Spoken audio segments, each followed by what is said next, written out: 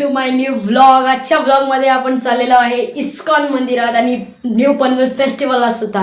तर बघा कशी मजा येते ती आणि तुम्ही पण बघा आम्ही कसं एक्सप्लोर करतो ते. तर चला भेटूया पुढे. तेव्हा आम्ही पेट्रोल पंपमध्ये तेव्हा आम्हाला डिफेंडर दिसली. पुढे जाताना रस्त्यात अतिशय असा सुंदर असा नजारा आम्हाला बघायला भेटला. तुम्ही पण एन्जॉय करत असाल. ट्रॅव्हल करायला जी मजा येते ती कुठेच नाही येत. आणि आता गाणं ऐका या ट्रॅव्हलिंगच्या व्हिडिओसोबत.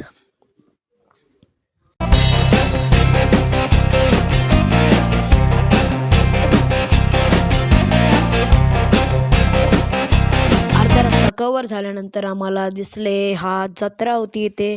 आणि या बाजूला हे अतिशय सुंदर असं काहीतरी साकारलेलं, पण खूप अतिशय सुंदर होतं. आम्ही त्याला गोल राऊंड असं मारून गेलो.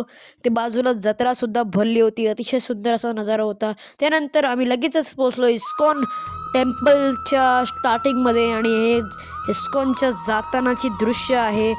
तर नंतर आम्ही गेलो त्या गेटच्या आतमध्ये. प्रवेशद्वारात अतिशय सुंदर अशी दृश्य होती ती. डोळ्यांना तृप्त करणारी अशी दृश्य तुम्हीही पहा. श्रीकृष्णाच्या चरणी आम्ही आमचे डोके समर्पण केले.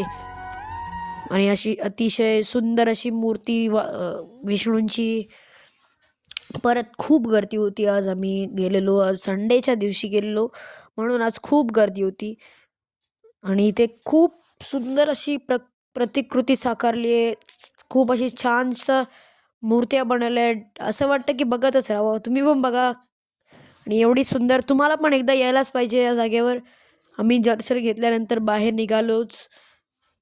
तेव्हा खूप बाहेर पण चांगला होता. हे बघा मी थँक पण करतोय.